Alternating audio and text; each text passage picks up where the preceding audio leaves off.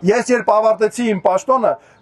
ժամկետը 2022 թվականին, շատերը հարցնում են, բա ինչ ես արել դրանից հետո, ասեմ ինչ եմ արել, Ալիևի ընկերոջը,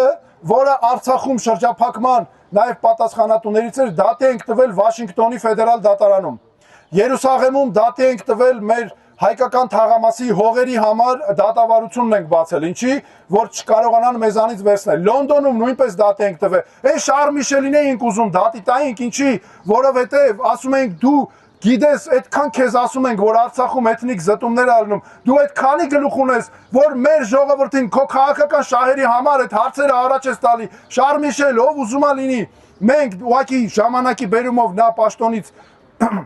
դուրս եկավ չկարողացանք, բայց մենք անպայման դա ու նրանց զգուշացրել ենք անգամ եւ բոլորին այդպես ենք անելու, ով մեր ժողովրդի համար հանգարց փորձի խնդիր առաջացնել, միշտ միջև վերջ գնալու ենք հետևից, որ արդարությունը այդ մարդու վրա հասնի ու կարողանալու ենք անել արժանապատիվ, ճիշտ, մեր ընկերներով։ Հիմա ես ինչի նաև, տեսեք, երբ ես աշխատում էի մարդու իրավունքների պաշտպան, ես հասկացա ժողովուրդ ջան, ես չեմ կարողանում այն հարցերը, որ կա լուծել։ Եմ փաստերը հավաքում եմ, ներկայացնում եմ միջազգային դատարան, այս իշխանությունը գնում հետավերցնում։